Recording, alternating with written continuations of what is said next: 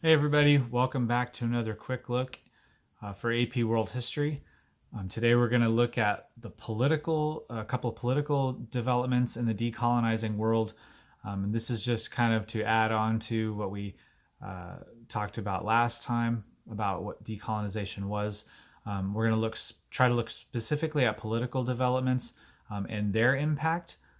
So obviously, by now you should know that even if we say political developments or economic developments, that each of those things they touch all of the other elements as well. So political developments can have economic impacts, social impacts, and whatnot.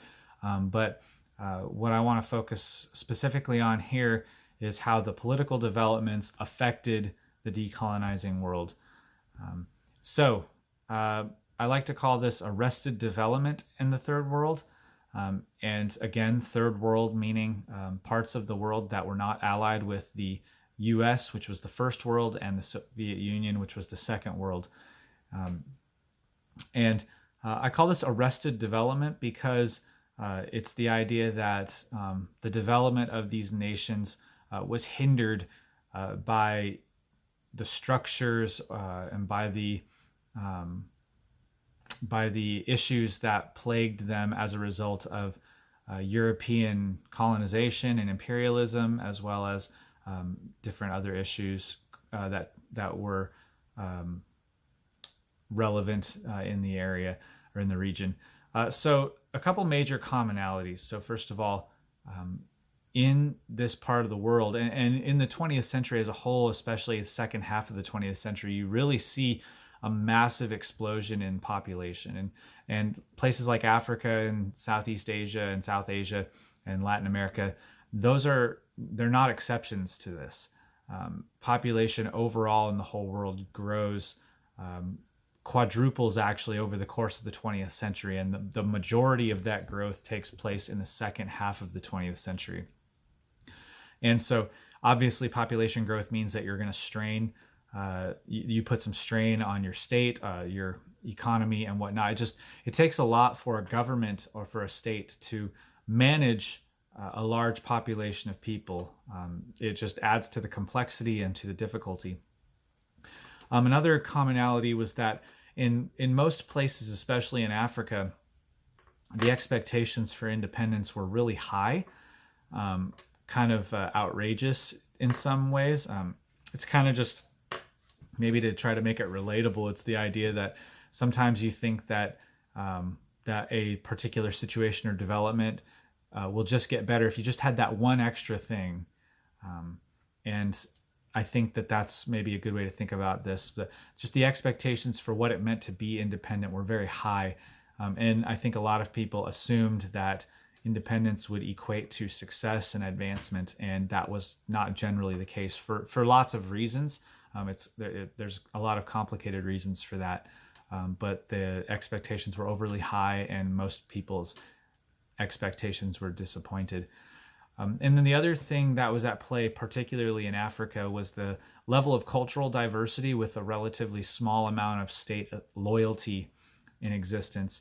And again, in Africa, this is particularly important because most of Africa's history, you don't really see large states across Africa. There are pockets, and there are examples of kingdoms and states in Africa at various points, but generally the high level of diversity, cultural diversity and ethnic diversity in Africa inhibits the development of large states.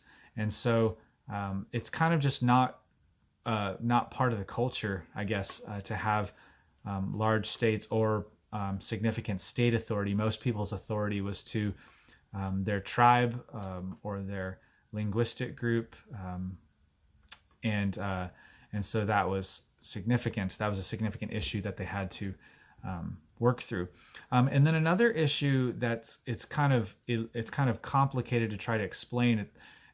We refer to it as cultural compatibility, and that has to do with just the fact that a lot of the structures that are put in place in Africa during the period of decolonization, for example, like most specifically democracy, most of these things are not really culturally compatible. Most African nations the tribally, ethnically, culturally did not operate with democratic style systems. And we didn't, Europeans didn't even rule them democratically either. So there was no sense, to me, there's no sense that, it didn't make any sense that democracies were established in Africa. And it's no surprise to me that many of them failed or became fractured. So in Africa, especially, I keep referring specifically to Africa because I think Africa got some of the worst of it. A lot of the political fracturing was tied to economic developments. And so people we tend to associate our political leadership with the economy, probably more so than we should. And that's definitely true here in places where they have relatively little experience with democracy, no cultural history of democracy. And so when the political systems fail, or when the economy does not ramp up the way it's expected, that creates a lack of confidence in the political structures. And so that was a big issue. So a lot of these democratic institutions that were set up by Europeans in Africa upon decolonization were swept away, often in military coups. That's most of the time the way that power is exchanged or taken in Africa. And a lot of these African states became one-party systems, and some of them kind of courted the Soviet Union a little bit. So obviously that is significant regarding the Cold War. So particularly in Africa, what you see is a significant level of instability, and then power struggles that have taken place even since decolonization. And Africa, to a large degree, is still in many ways swept up in this instability and in these power struggles. And that's not to be disrespectful. It's not because of it being Africa. It has a lot more to do with the historical developments than any of the people or cultures that are there. This section here, I want to go over colonial translation to independence. This is to kind of help clarify how colonial rule, especially in Africa, had been more bureaucratic and more authoritarian, which is, again, why I said a little bit ago that it doesn't make a whole lot of sense to establish democratic systems. And then along with that, and I mentioned this prior, that Europeans created these borders on the map, which did not match the traditional ethnic boundaries that many African tribes lived by, and so different people groups were lumped together that didn't really care to be together, and then other people groups were separated, and so it was not a good situation. So these democratic frameworks got thrust upon these new states in the 50s and 60s. So as Europeans left, they essentially set up the governments and said, here you go. And most of those systems get dissolved or destroyed by the 70s. So a lot of these are very short-lived. So, and part of the reason for that is the ethnic warfare having to do with the diversity of groups in Africa, as well as corruption that was present in Africa, and then also the politicization of the diversity, which led to a lot of tragic developments, one of which I'll mention in a little bit.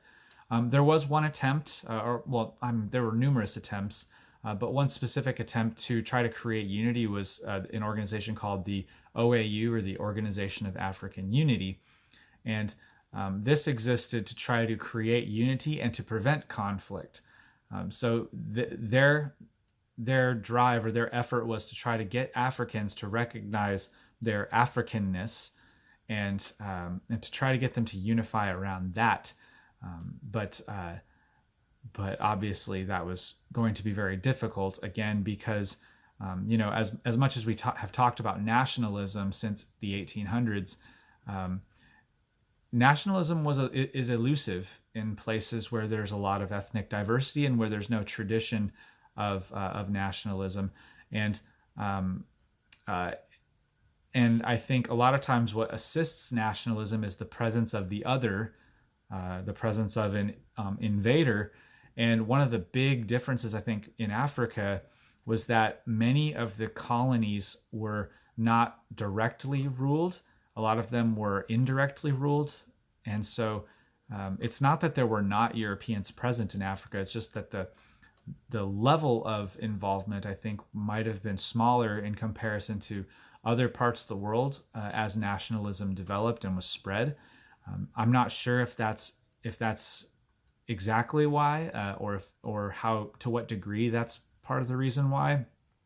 But that is something that's really significant to understand. So even though nationalism does play a role in decolonization, its significance or its influence was much smaller, I think, because of the diversity and just because of the lack of nationalist tradition.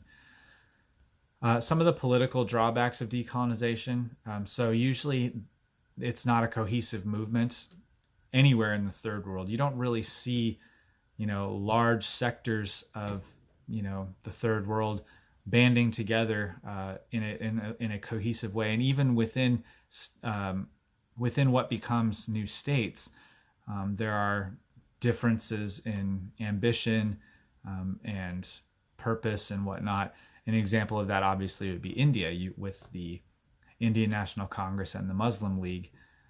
So the conflicting groups, that was an issue. They had to create fragile coalitions. And a lot of times those things splintered afterward once they achieved their goal, or as soon as there was adversity because of differences of opinion in direction, they would fall apart. And so anytime you have that situation, or you have power vacuums, you have groups that fight for power. And so that is part of the reason for all of the instability and the upheaval and the overthrows and the dissolving of the democratic systems. One of the problems that was faced, especially in Africa, was that the rule of Europeans oftentimes added fuel to the fire as far as it relates to tribal or ethnic rivalry. And what would happen is this tension would be fueled and would be kind of exacerbated. And then once the Europeans withdrew, and then these different ethnic groups who were rivals, when they tried to kind of pick up the pieces and try to get organized, that's what leads to the explosion of conflict, which is why I previously said that a lot of the conflict, especially in Africa, takes place after the decolonization effort is completed. And one example of this is the really tragic Rwanda genocide, in which there were nearly 1 million Tutsi who were slaughtered by a group called the Hutu in Rwanda. And the reason why is because previously the Belgians and then the French, they actually favored the Tutsi, who were a little bit lighter skinned and were the minority. And so there was a lot of bitterness and resentment among the Hutu. And so that would eventually kind of boil up into a massive riot and then a massive slaughter. And it was just a really dark time in the history of Rwanda. And again, a lot of that is because of this kind of ethnic conflict that already was simmering, and then you add to it the influence of European involvement, and that's what happens. So it's just a really quick kind of overview on how some of the political developments of imperialism can contribute to, can have different political results, economic results, social results, cultural results, etc. We'll see you guys next time.